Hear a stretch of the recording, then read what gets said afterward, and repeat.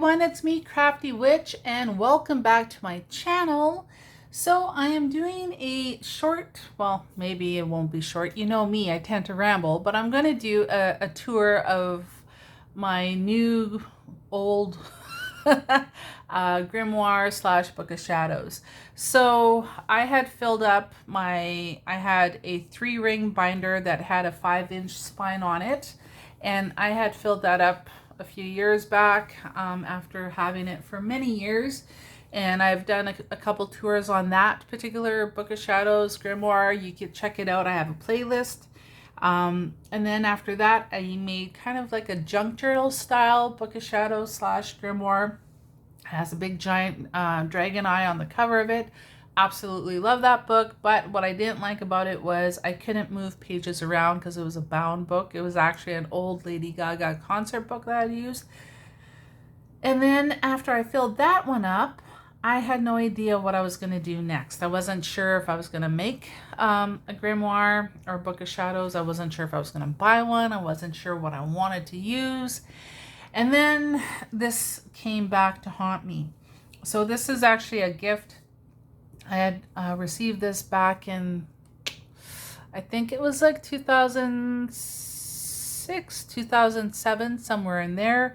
It was gifted to me. It was beautiful. As you can see, it's like made in the style of the Charmed Book of Shadows. So it's the green leather with the red tricorda. It has the beautiful cover, or not the cover, the corner protectors.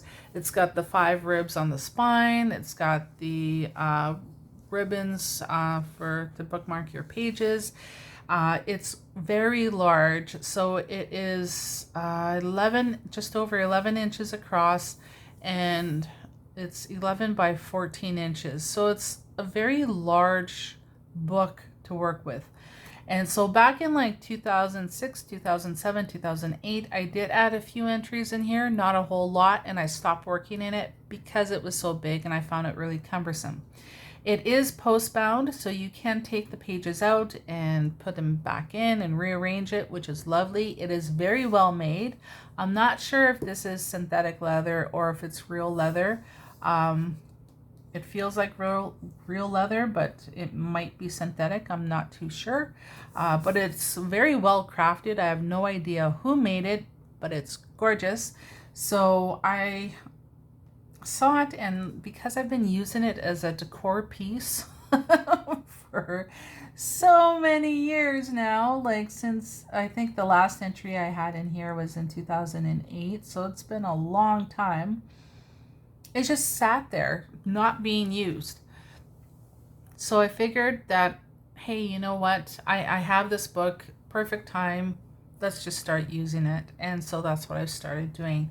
I was wanting to paint this black, keep this part red, and add some gold, but I'm not sure if I can do that without wrecking the book. I've never like painted leather before, and I'm worried that it's gonna crack. Like here you can see like on the seams there's some wrinkling, but it's not like cracked or anything. I'm not sure if I paint it, if I would end up wrecking the book itself or not, or if there's a special kind of sealant I can put on it that maybe would make it kind of flexible so it won't crack. But I don't know. If you guys know, let me know. Do you think I should give it a go and try to paint it, or should I just leave it as is? I have no idea. I don't know. I'm kind of torn. So here are the end pages and the end cover pages, and they're beautiful. They're like a marble. These are, like I said, it's a post-bound book, so you can just unscrew it. You can rearrange your pages, which is really handy. This page was left blank. It's going to be for my book blessing. I'll probably use the same a new word. I'll probably use the same book blessing that I used in my Dragon Eye Book of Shadows. And these are just some random entries that I had made all those years ago. So this is a protection pouch. This is a gentle binding. This here I talked about the 7 directions that I work with. Here's a money spell, a money chant. Here I talk about poltergeist activity. This is a spell for a pet. This is about offerings. Here I talk about full moon water, full moon oil. Then I talk about like the different planetary things with the moon, like, you know, moon in Virgo and Leo and all that kind of jazz. Here I talked about familiars. Then here's a Seneca protection spell. Here's some information on Seneca root.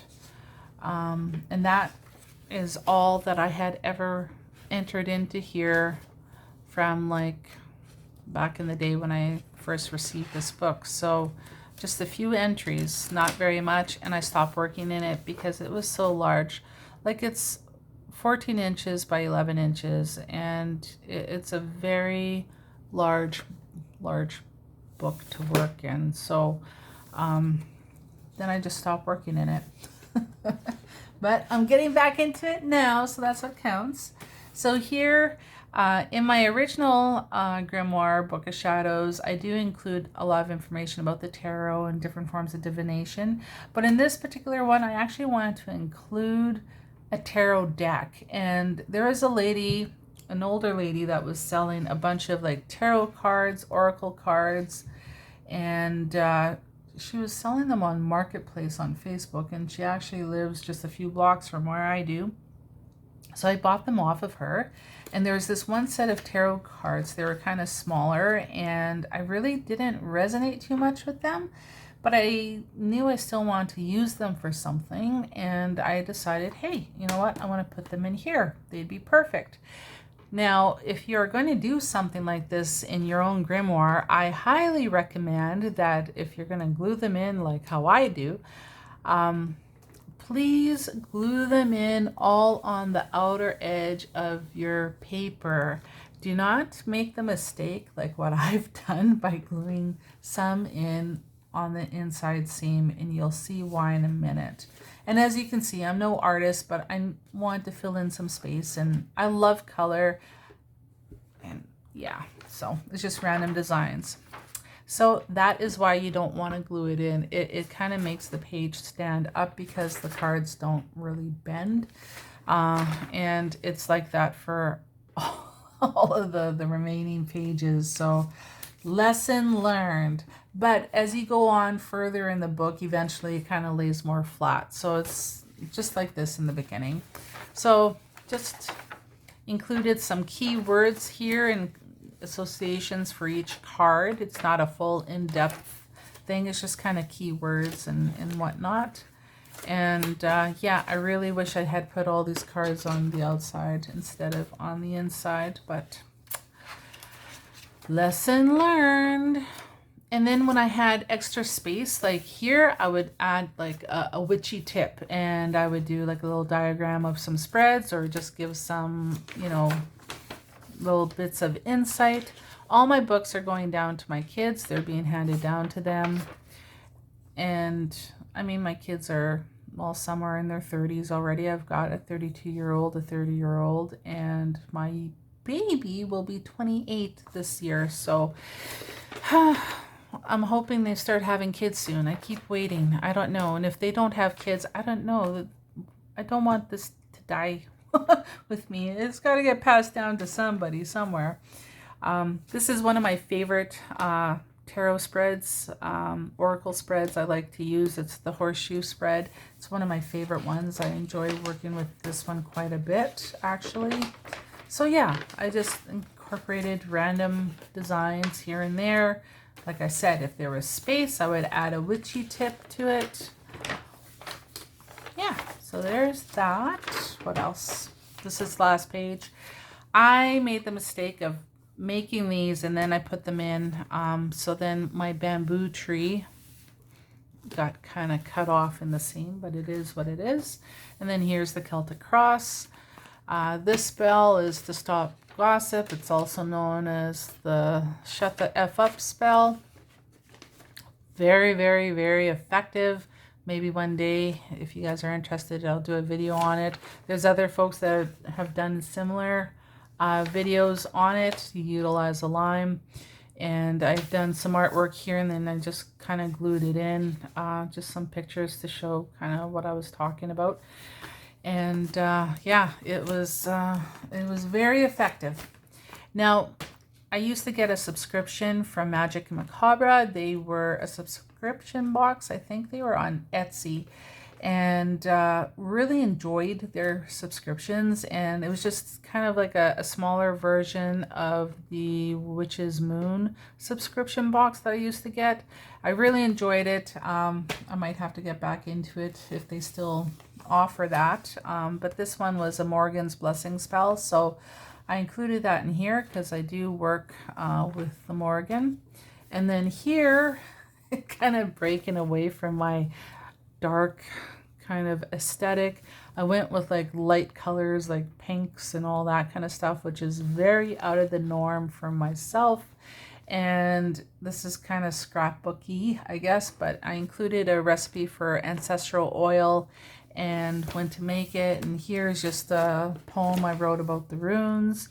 This here came from the Witch's Moon subscription box, and it's just about the runes, so I included that in here. Here is about vampires, so I wrote about the different types of vampirism, the sanguine and the side vamp, and just how people feed, how you can protect yourself from it, how you, if you are, you know, a side vamp, how you can go about feeding and that kind of thing. Here, there's a picture of me, but this portion here I talk about actually this part and this part here. I was really inspired by Teia Kennedy. She's got a channel here on YouTube. She's this fabulous witch from Edmonton, Alberta, which is located next to the province I live in. So she's a fellow Canadian witch, and she's got a fabulous channel. Go check her out. I really enjoy her videos. She's awesome. But in her magical book, she included the, like, in honor of the land she lives on. She lives in Treaty 6 territory. And for those of you who are not familiar, here in Canada, across Canada, there are treaties between the original inhabitants of the land and the Crown. And they're still in effect to this day. So she felt that it was really important to include some information about the original inhabitants of the land that she lives on and where she is at. And I thought, what a fabulous way to honor the original people of the land that you live and breathe on and that you work your magic on, because I think that's really important, and I really want to give a shout out to her for that. I think that's just fabulous. I myself have really taken that for granted because I'm First Nations and I'm also first generation Canadian, and it's just something that I've always kind of known about and just kind of taken it for granted. So I thought, you know what? I better document the information. And I just want to give a shout out to Teia for that inspiration. Thank you so much. It's a fabulous idea. I hope everybody does it. So I talked about Treaty 4 territory because not only was I born in Treaty 4 territory and live and work here, but I am registered to Treaty 4 through the reserve that I belong to. I became a member of that reserve back in, I want to say, 1995. I received a letter from the federal government saying you are now a treaty status Indian according to the Indian Act of Canada, blah, blah, blah. I have that letter somewhere. I guess I could have thrown that in here too, but I didn't. But I talk about Treaty 4. And I talk about the reserve that I'm from, that the same reserve that my mom was from and my grandmother before her, and that kind of thing, and who the first chief of that reserve was and who the second chief was, which was Chief Muscapine. And my mom had this photocopy of Chief Muscapine that would have been taken either in the late 1880s or the early 1900s. He had actually died in 1915, so I'm not sure exactly when this photo was taken, but it was taken over 100 years ago, that's for sure. And this is a post-it note that I just glued in here. Mom had it stuck on here, and you can see her beautiful penmanship here. I've got chicken scratch, and then there's her writing, and I've got some more stuff of hers later on in my grimoire, which I'll show you guys in a bit. So this was from my mom, and I thought, what a great way to honor our ancestry in that regard. And then I talk more about like our connection on this fold out, which you can't really see. And then here was an envelope that I had that had a really clear plastic window and some photographs that I've included. There's also part of an eagle feather. So that's a picture of my mom and my uncle, and this is taken in what we call the schoolhouse, which is this house right here. This picture would have been taken probably in the 1950s, and 4 generations of our family have lived in this house. If you go into some of my old videos, I think the ones where, like I talked about, like I had made a Nordic Book of Shadows for my one son. That was filmed inside this house. So it has a lot of meaning to us. And then here is the school that was on the property. So this wall of the school right here is actually this wall right there. So like the house was like on this side. But yeah, so it meant a lot to us, and I and my children were the very last ones to live in that house. It's pretty much, well, on the verge of collapse now, but memories. So anyway, I include that in there. If I can get these back in here.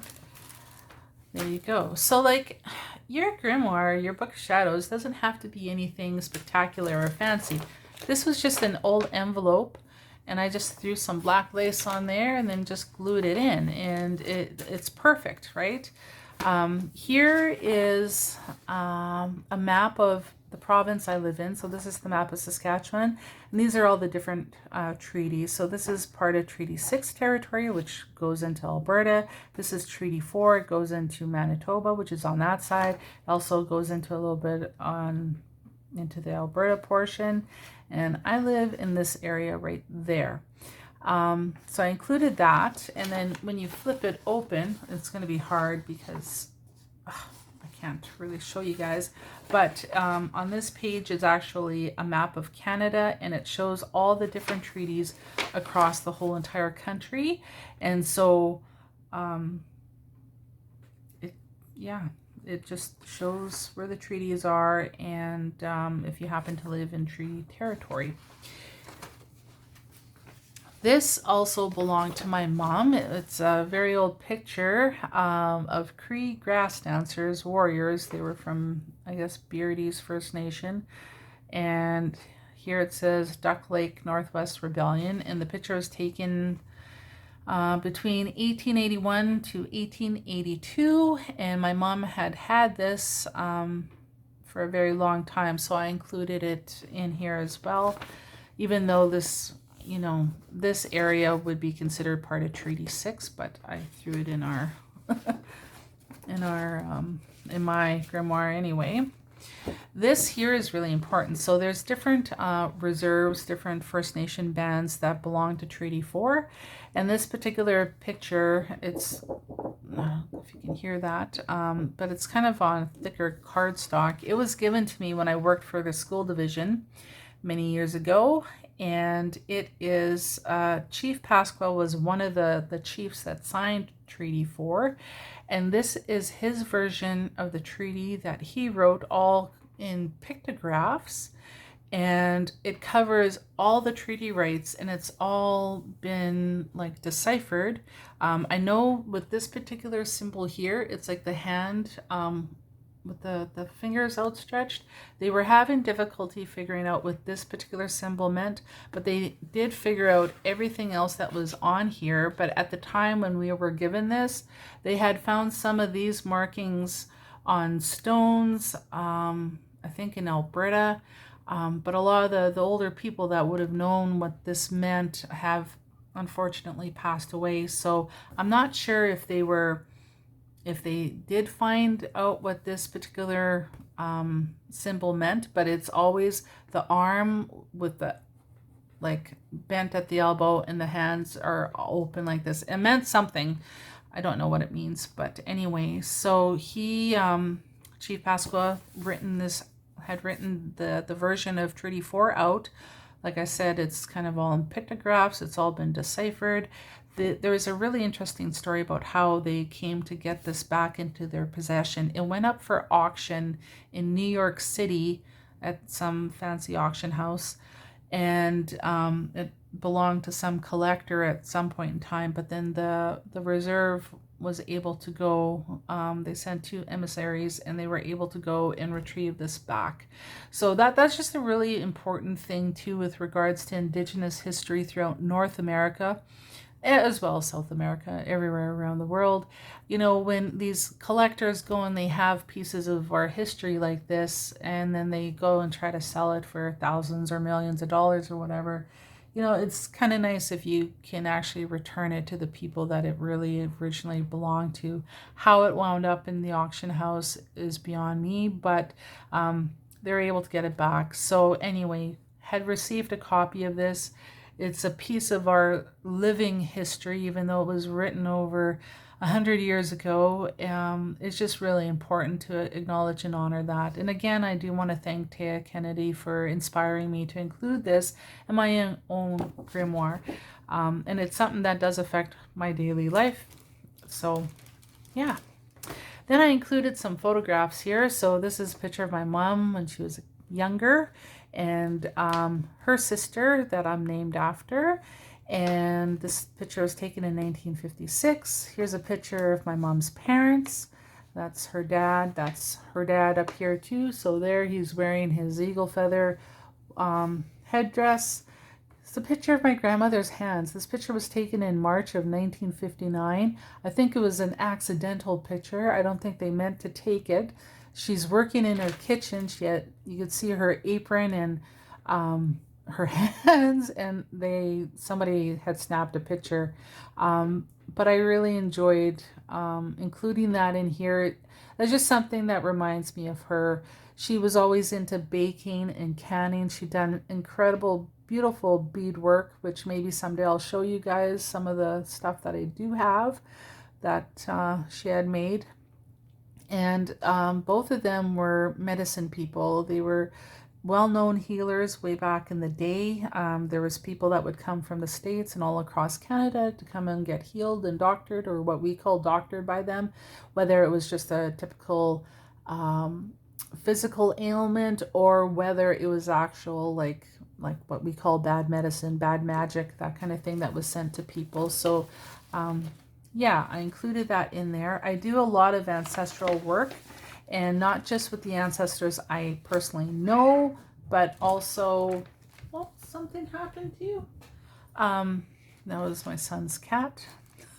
But I also do like a lot of primordial type of ancestral work as well. So that's just an important part of my own personal practice. Now this is another fold out. Maybe I'll pull it over this way so you guys can see a little bit better.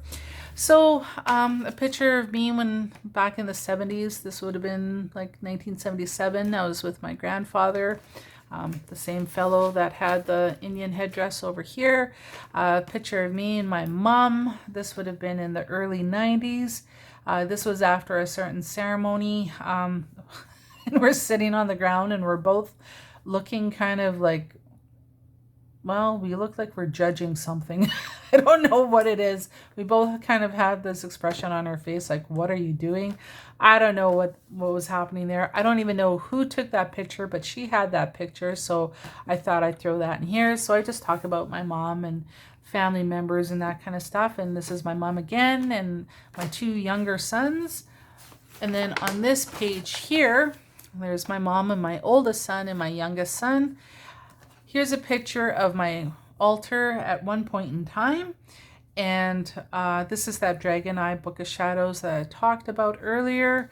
So I literally just made a pocket using this. I glued it down on the edges and it turned it into a pocket.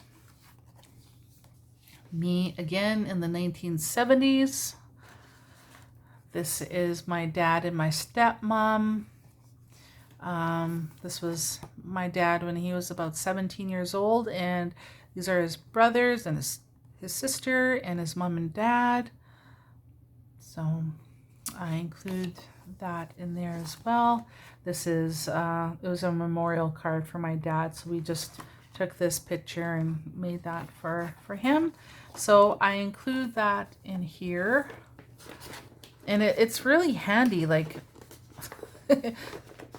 that pocket. So when I want to kind of focus on my Germanic ancestry a little bit, or connecting with these particular ancestors of mine, family members that have crossed over, I will use photographs as well.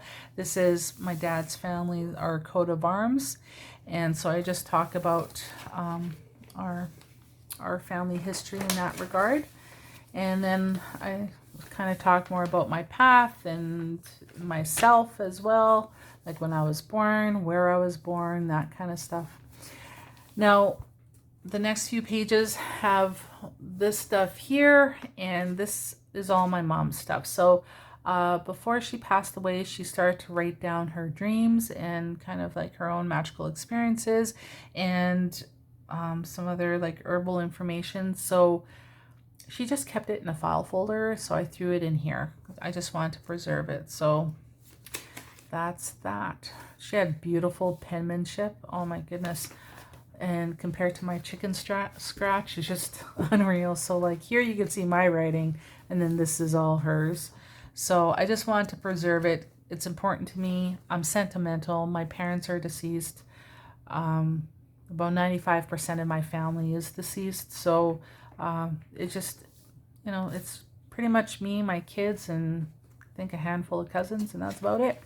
So for me, it's important to preserve what I can. So yeah, she just wrote down different stuff. And then here, this was a note. She had Eula's private info. She kept her stuff in a file folder.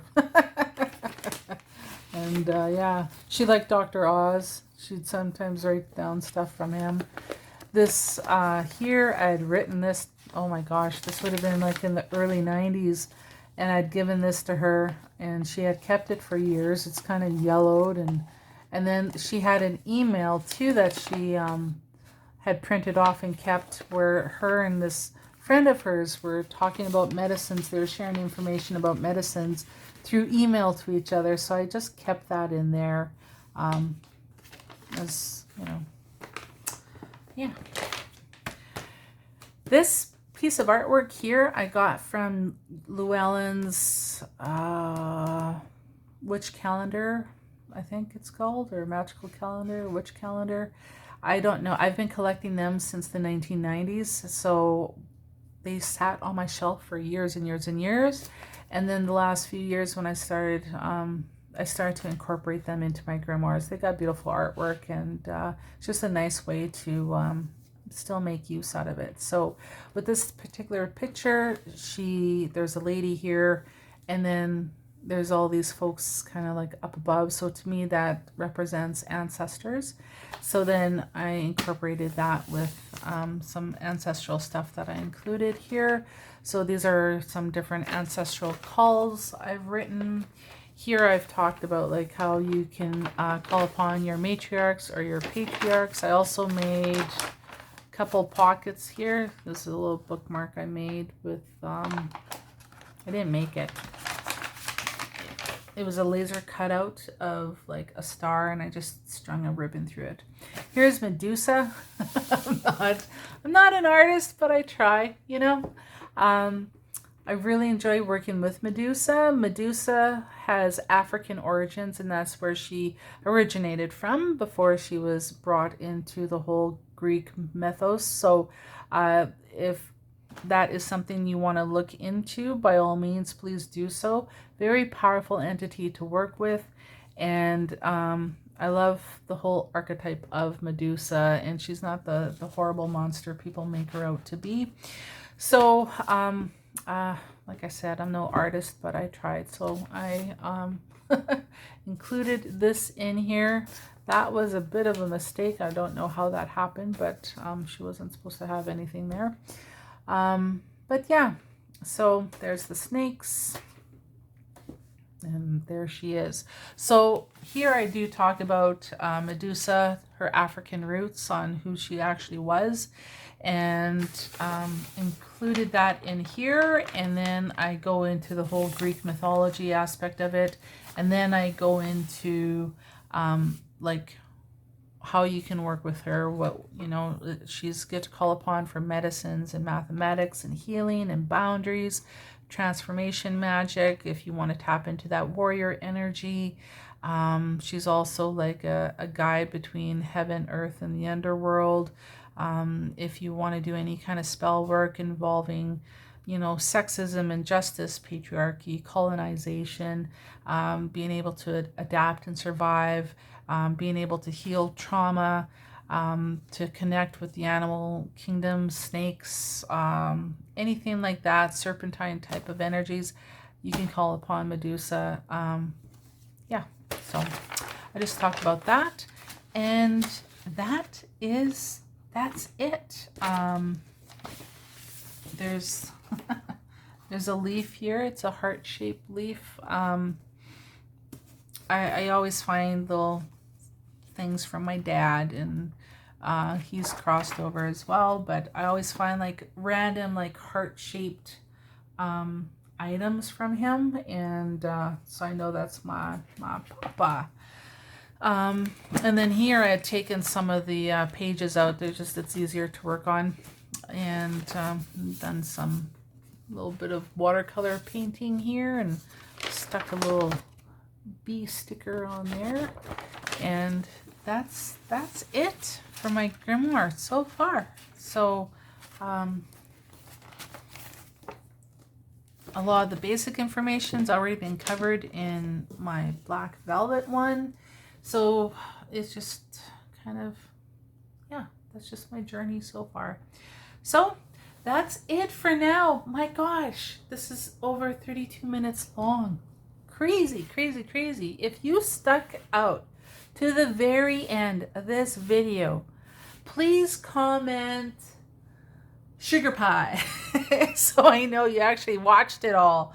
Yeah, it's really neat to see, like, when you reflect on your previous magical books and stuff like that, just your growth and your transformation as you go through time, and you know what you include, what you don't include, and yeah, it's kind of neat to reflect on it. So this is a new journey, basically a new chapter in my magical life. Every time I start a new grimoire, that's what it feels like. So that's where I'm at. So have a great, fabulous day, evening, night, wherever you may be, and I wish you guys the best.